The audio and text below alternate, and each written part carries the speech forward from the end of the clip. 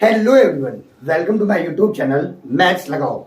आज हम आए हैं क्लास 10th एनसीईआरटी मैथ्स के चैप्टर 3 के साथ, जिसका नाम है pair of linear equation in two variable. तो पहले चैप्टर को समझते, चैप्टर है क्या।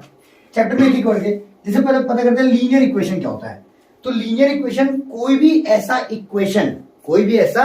इक्वेशन जिसमें हाईएस्ट पावर क्या हो, 1 हो, जिसमें वेरिएबल नंबर की हाईएस्ट पावर क्या हो, 1 हो, वो कहलाता है लीनियर इक्वेशन। यहाँ तक क्लियर है। देखो जैसे फॉर एग्जांपल हम यहाँ पे लिख रहे हैं, ये लिखा है x प्लस 7 इक्वल टू 9, एक ये है। एक लिख सकते हैं x square plus 2x minus 7 equal to 0, ये लिख सकते हैं। और लिख सकते हैं x square plus y square plus z square equal to 5। और लिख सकते हैं x plus y equal to 9, या लिख सकते हैं x square plus y equal to 7, या लिख सकते हैं x square plus y square equal to 8, या लिख सकते हैं x plus y plus z equal to 9। ठीक है। अब इसमें से देखिए कौन सा लीनियर इक्वेशन है, कौन सा क्या है, लीनियर इक्वेशन। और लीनियर इक्वेशन हमने बोला किसको बोलते हैं, जिसमें डिग्री जो है वो 1 हो। डिग्री क्या हो, 1 हो। डिग्री अगर 1 है तो वो क्या होगा, लीनियर इक्वेशन। और डिग्री का मतलब होता है highest power of variable number, मतलब वेरिएबल नंबर की जो पावर उसको चेक करते हैं। देखो क्या ये लीनियर इक्वेशन है, देखो इसमें वेरिएबल नंबर क्या है और इसकी पावर कितनी है, 1, यानी ये लीनियर इक्वेशन है। ये लीनियर इक्वेशन है नहीं है, क्यों, क्योंकि इसमें देखो यहाँ पे 1 है और यहाँ पे 2 है। हाईएस्ट कौन सी पावर है, 2, तो ये लीनियर इक्वेशन नहीं है। क्या ये लीनियर इक्वेशन है, नहीं, क्योंकि इसमें हाईएस्ट पावर 2 ही है, कोई भी वेरिएबल ले लो। अच्छा, क्या ये लीनियर इक्वेशन है, हाँ, क्यों, क्योंकि यहाँ पे देखो 1 और यहाँ पे भी 1, हाईएस्ट पावर कितनी है, 1 है, तो ये भी लीनियर इक्वेशन होगा। लीनियर इक्वेशन क्या होता है समझा गया, वेरिएबल नंबर की जो हाईएस्ट पावर है वो 1 होनी चाहिए, तो वो लीनियर इक्वेशन है। क्या ये लीनियर इक्वेशन है, नहीं है, क्यों, क्योंकि यहाँ पे तो 1 है पावर, लेकिन यहाँ पे पावर कितनी है, 2, तो हाईएस्ट पावर कौन सी है, 2 है। और वेरिएबल नंबर की हाईएस्ट पावर को डिग्री बोलते हैं, यानी डिग्री 2 है, तो ये भी नहीं है। अगर इसकी बात करें, बहुत ध्यान से समझना, ये 2 है, तो यहाँ पे x की भी पावर 2 और y की पावर 2 है ना, यानी ये भी लीनियर इक्वेशन नहीं है। बट अगर यहां देखें x, y और z और सबकी पावर कितनी है, 1 है, तो ये क्या है, लीनियर इक्वेशन है। तो अभी तो क्लियर हो गया लीनियर इक्वेशन। अब आगे वर्ड क्या दे रहा है, इनटू वेरिएबल। इनटू वेरिएबल मतलब इस चैप्टर में कौन सा लीनियर इक्वेशन होगा जिसमें केवल 2 वेरिएबल होंगे। इसमें कितने वेरिएबल दिख रहे हैं, 1 वेरिएबल, केवल x दिख रहा है ना, यानी इस चैप्टर में ये नहीं आएगा, ये नंबर इस चैप्टर में नहीं आएगा। इसमें देखो ये भी लीनियर इक्वेशन था, और इसमें कितने वेरिएबल हैं, 2 वेरिएबल हैं। कितने वेरिएबल हैं, 2 वेरिएबल हैं, यानी ये इस क्वेश्चन के लिए परफेक्ट है। और ये भी लीनियर इक्वेशन है, लेकिन इसमें कितने वेरिएबल हैं, 3 वेरिएबल है। इसमें कितने वेरिएबल हैं, 3 वेरिएबल, तो ये भी इस क्वेश्चन के लिए परफेक्ट नहीं है, इस चैप्टर के लिए। इसमें 1 वेरिएबल है, यानी ये भी इस चैप्टर के लिए परफेक्ट नहीं है। तो केवल कौन सा परफेक्ट है, x plus y equal to 9। क्यों, क्योंकि क्या है, लीनियर इक्वेशन इन 2 वेरिएबल। ये लीनियर इक्वेशन है, वो भी कितने वेरिएबल का, कौन कौन सा वेरिएबल दिख रहा है, x और y, तो ये लीनियर इक्वेशन इन 2 वेरिएबल के लिए परफेक्ट है, पहली चीज।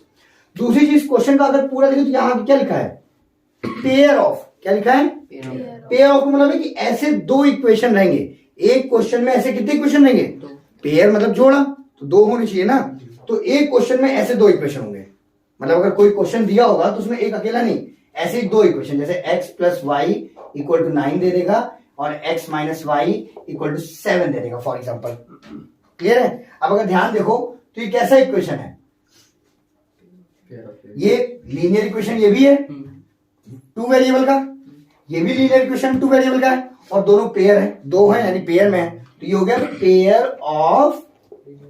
Pair of linear equation in 2 variable. तो यहां तक क्लियर हो गया सबको।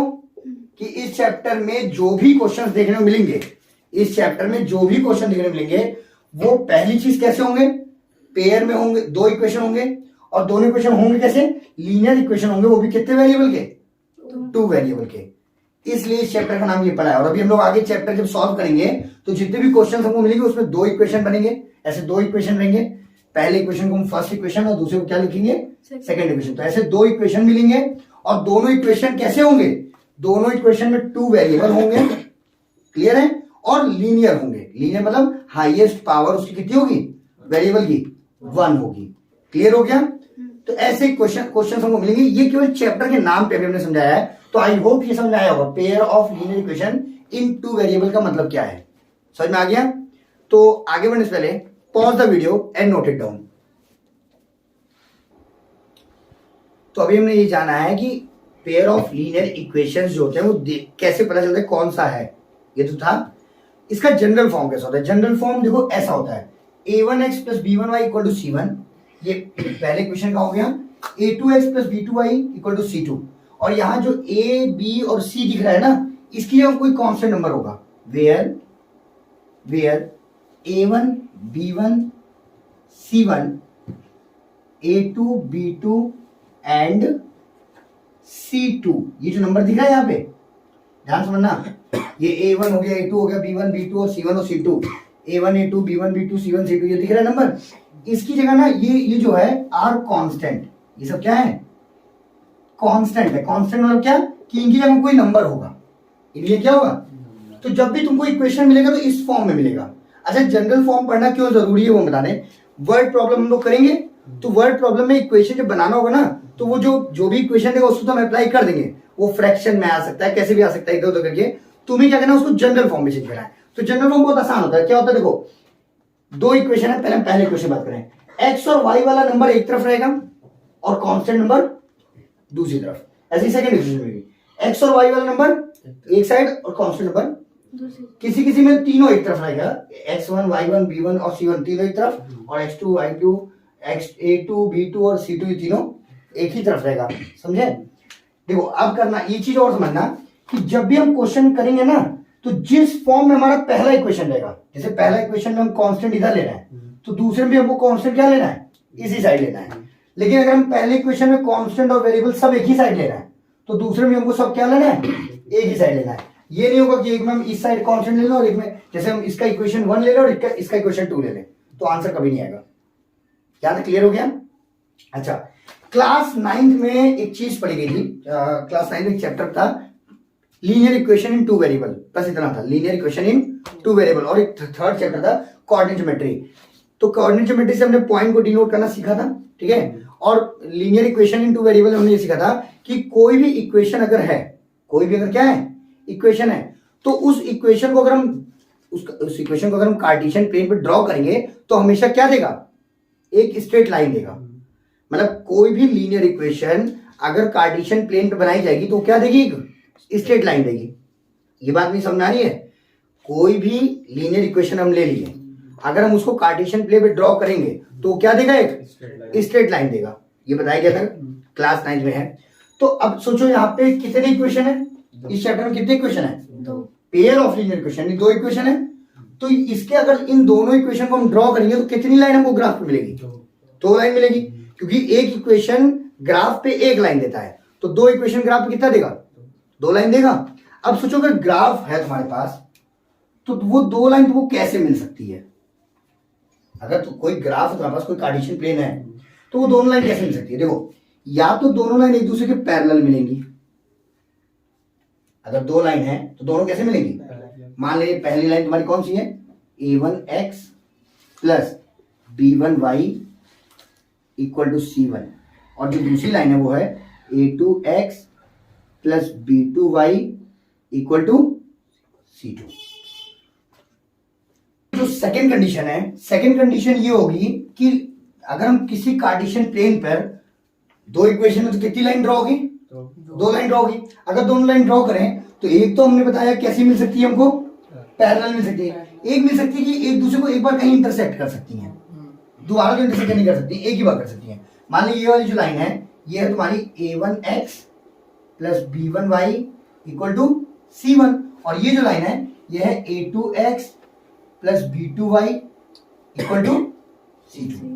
ये दो लाइन है, तो दो लाइन या तो पैरेलल होंगी या तो एक दूसरे को इंटरसेक्ट करेंगी। और थर्ड कंडीशन क्या मिल सकती है कि एक लाइन तो ड्रॉ होगी और ध्यान समझना, एक लाइन ड्रॉ होगी, जैसे ये एक्स एक्सिस है वाई एक्सिस, तो एक लाइन मान लो कोई ड्रॉ हुई और इस लाइन की वैल्यू क्या है A1x plus B1y equal to C1, और दूसरी लाइन जब ड्रॉ करेंगे तो उसी के ऊपर ड्रॉ होगी।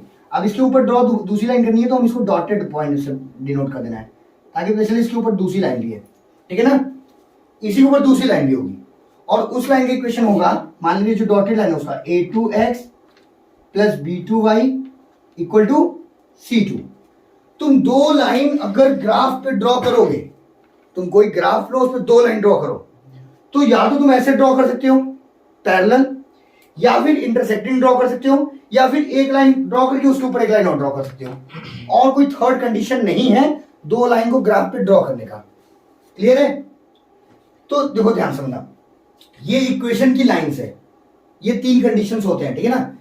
अब क्वेश्चन ये है कि कौन सी इक्वेशन की लाइन कैसे ड्रॉ होगी, जैसे कौन सा, दो इक्वेशन दे दिया है, तो दो इक्वेशन अगर तुमको दिया हुआ है वो दोनों इक्वेशन देख करके तुमको बताना है कि अगर इसका हम ग्राफ बनाएंगे तो वो पैरेलल बनेगा कि इंटरसेक्टिंग बनेगा या फिर कोइंसिडेंट बनेगा। इसको कोइंसिडेंट बोलते हैं, ठीक है ना। देखो दो इक्वेशन दिया रहेगा, बात को ध्यान समझना, दो इक्वेशन दिया रहेगा। अब वो दोनों इक्वेशन को देख करके तुमको ये समझना है कि यार वो इक्वेशंस की अगर हम लाइन ड्रॉ करें, अगर उन दोनों इक्वेशन की हम क्या करें, लाइन ड्रॉ करें, तो वो पैरेलल लाइन देगा कि इंटरसेक्टिंग देगा या फिर कोइंसिडेंट देगा। तो उसके लिए जनरली मैथ में कंसेप्ट है, एक फॉर्मूला है कि अगर A1 अपॉन A2 मतलब पहले इक्वेशन का x का कोफिशिएंट और दूसरे इक्वेशन का x का कोफिशिएंट, इसको इसका रेशियो इक्वल हुआ B1 अपॉन B2 के, लेकिन वो दोनों डिफरेंट हुआ C1 अपॉन C2 से। बात समझना, मतलब A1 अपॉन A2 इक्वल हुआ B1 अपॉन B2 के, लेकिन C1 अपॉन C2 क्या हो गया, डिफरेंट हो गया। तो ऐसी कंडीशन में जो लाइन होगी वो कैसी होगी, जो ड्रॉ की हुई लाइन होगी, कैसी लाइन ड्रॉ होगी, पैरेलल लाइन। यहां तक क्लियर हो गया?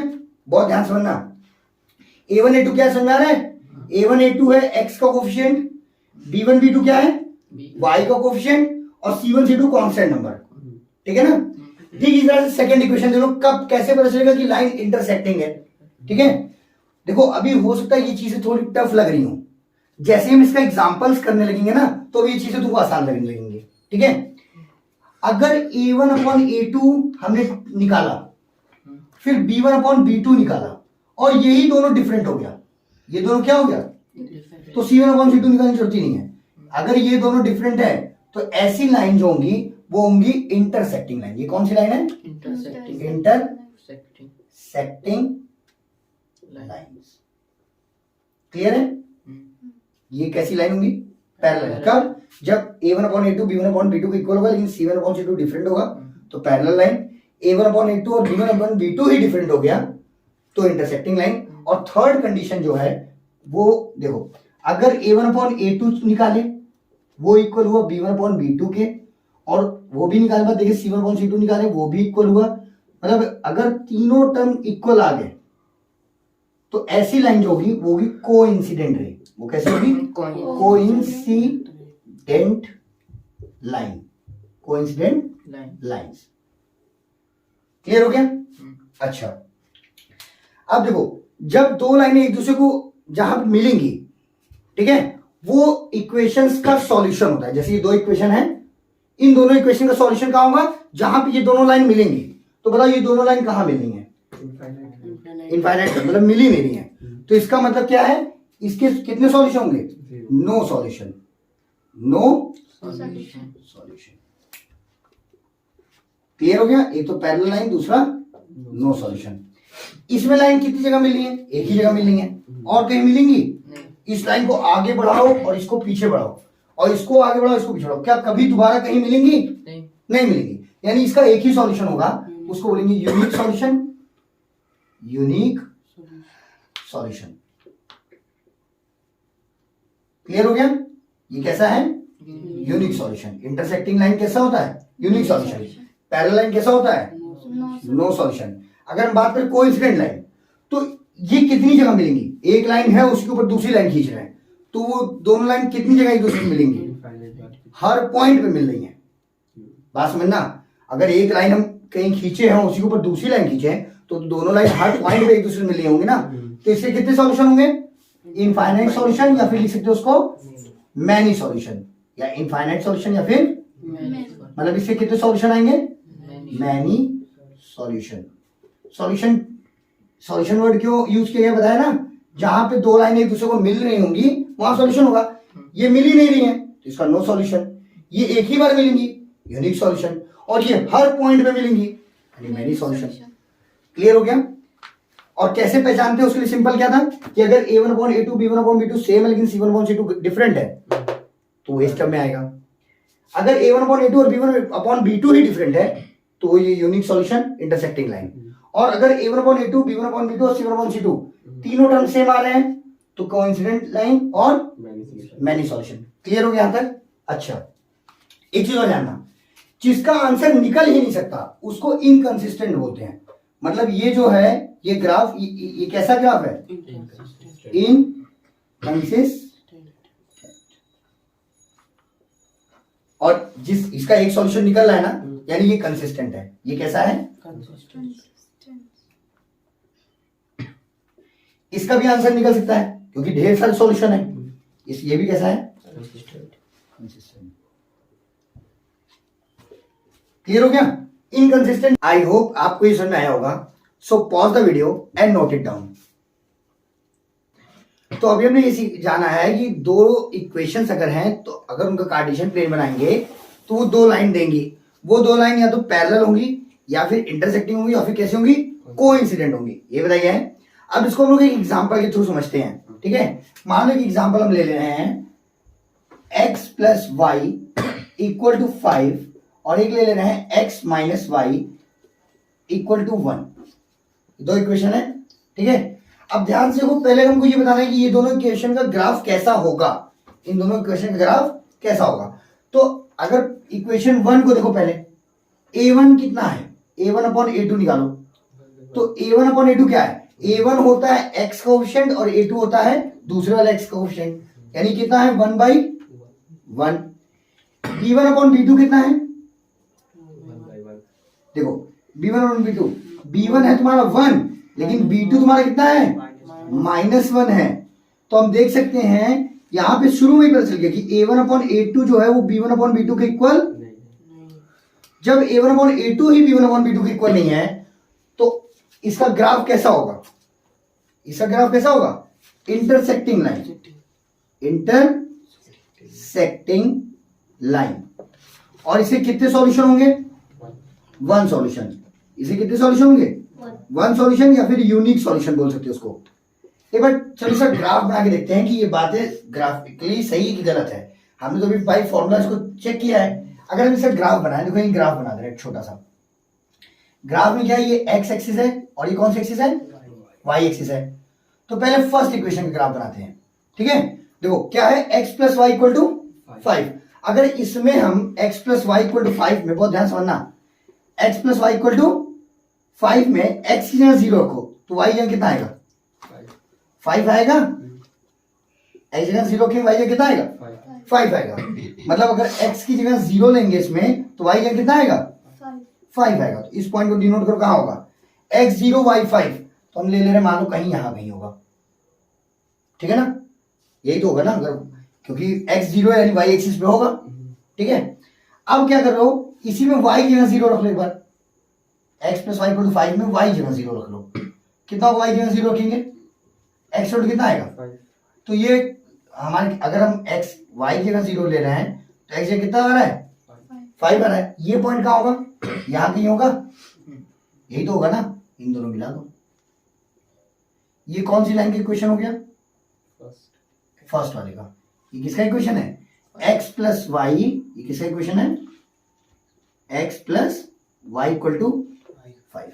ऐसे ही सेकेंड वाले का इक्वेशन बनाते हैं, x minus y equal to 1। चलो इसका बनाते हैं। देखो x minus y equal to 1 में x यहाँ 0 रख लो तो y कितना हो जाएगा?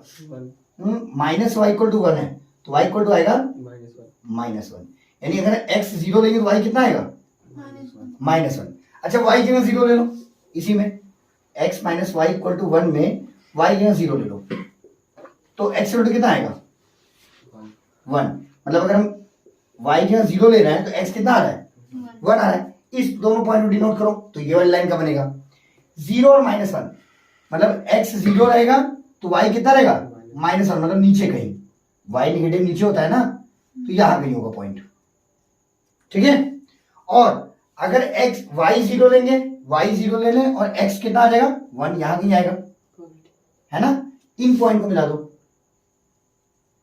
सॉरी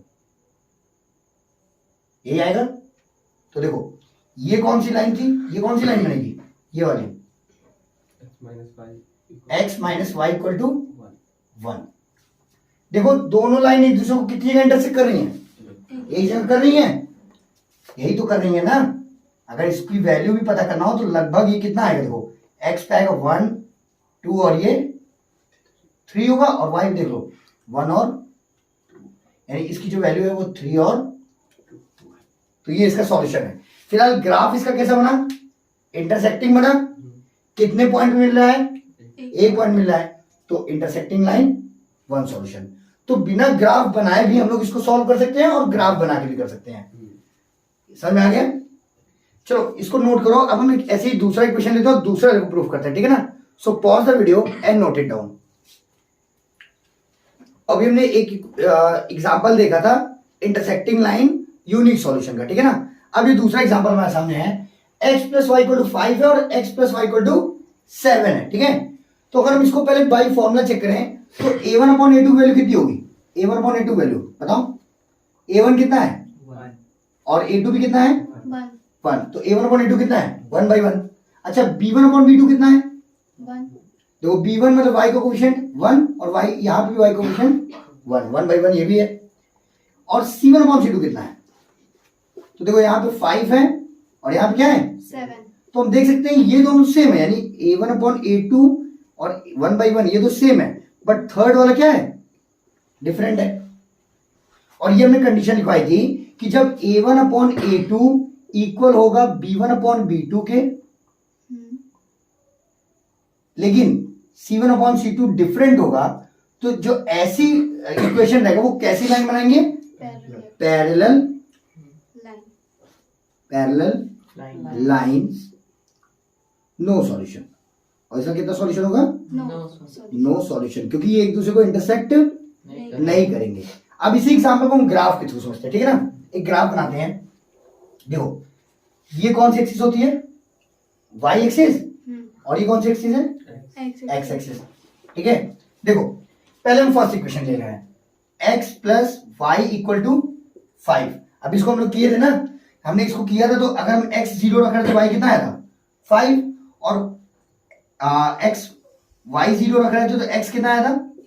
यही तो आया था ना, अभी इसको पीछे कर चुके हैं, यही आया था, इसी वैल्यू को आ रहा तो x 0 y 5 कहीं यहां कहीं होगा और y 0 x 5 यहां कहीं होगा, ठीक है। अरे x 0 y 5 यहां पे है, ठीक है। और ये कौन सा पॉइंट है? y 0 है x 5 है, इन दोनों पॉइंट मिला दो, ये बन गया। ये कौन सी लाइन है? x plus y equal to 5। ऐसे ही दूसरा बनाओ, कौन सा बनाना है? x plus y equal to 7। बहुत ध्यान से बनना, है ना। अगर हम x 0 ले रहे हैं, अगर हम x क्या ले लें? 0, तो y कितना हो जाएगा? 7। अगर हम x 0 ले लेंगे तो y कितना हो जाएगा? 7। और अगर हम y 0 ले लें, इसी में y 0 ले लो तो x कितना हो जाएगा? 7। अगर हम y 0 ले लेंगे तो x कितना हो जाएगा? 7। इस पॉइंट डोनेट कर दो। देखो x 0 y 7 तो यहां कहीं होगा, बहुत ध्यान से सुनना। x 0 मतलब y एक्सिस और y 7 यहां कहीं होगा ना, और y 0 x 7 यहां कहीं होगा, 5 6 7 यहां कहीं होगा। ये कौन सा पॉइंट होगा? 7 और 0। और ये कौन सा पॉइंट होगा? 0 और 7। इन दोनों पॉइंट को मिला दो, ऐसे ही तो मिलेगा। देखो अब खुद सोचिए कौन सी लाइन बनाएगा।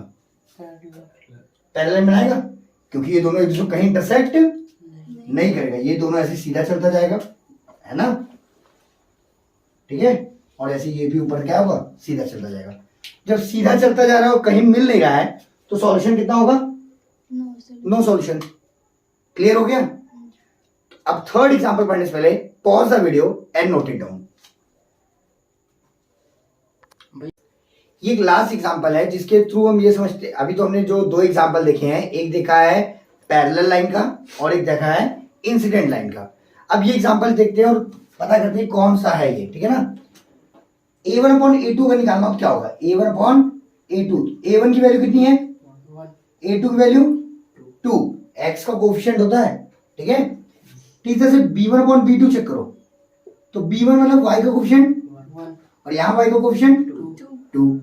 c1 अपॉन c2 चेक करो कितना है, 4 और यहाँ कितना है 8, 4 1 सा 4 2 सा 8, कितना आ गया।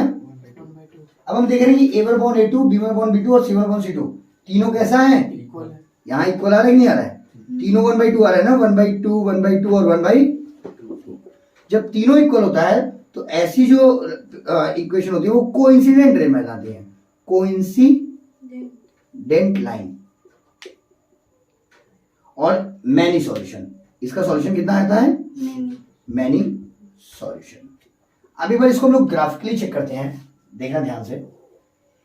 इसका ग्राफ अगर बनाए, देखो बहुत ध्यान सुनना, ये x एक्सिस और ये कौन सा है, y एक्सिस। पहले हम फर्स्ट इक्वेशन ले लें, x plus y equal to 4। Clear है। अगर हम x की जगह 0 रख दें तो y की जगह कितना मिलेगा, 4 मिलेगा। ये तो मिलेगा कि अगर x 0 होगा तो y कितना आएगा, वो लाइन कहां पे होगी, तो x 0 y 4 y एक्सिस पे, यहां कहीं होगा x 0 और y 4। क्लियर है। अगर सेकंड इक्वेशन ले लें, अब y को इसी में y की जगह 0 रख दें, किसको रख दें 0, y की जगह 0 रख दें, तो x इक्वल टू, तो x 4 और y कितना हो जाएगा 0, वो यहां कहीं आएगा, ठीक है। 1 2 3 4 इसको यहां ले लो, तो देखो मिला दो, देखो डॉटेड लाइन मिला रहे हैं हम। क्लियर है। चलो अब अगला इक्वेशन लेते हैं, 2x plus 2y, 2x plus 2y equal to क्या, यहां पे x जगह 0 रखो, कितना आएगा, अगर x जगह 0 रखेंगे 2 into 0 plus 2y equal to what, 8, 2 0 से 0 यानी बचे खाली 2y इक्वल टू 8, 2 1 से 2 2 4 से 8 यानी y इक्वल टू कितना आएगा, कब, जब x की जगह क्या रखेंगे हम 0 और y की जगह कितना आ जाएगा 4, मतलब कौन सा पॉइंट, ये पॉइंट सेकंड इक्वेशन के लिए, ठीक है। चलो y की जगह 0 रखो, 2x plus 2y equal to 8 में y की जगह 0 रख दो, 2 0 से 0 तो 2x equal to what 8, x उठ गया 8/2, 2 1 से 2 2 4 से 8, x उठ कितना आ गया, यानी x 4 कब आएगा, जब y 0 होगा।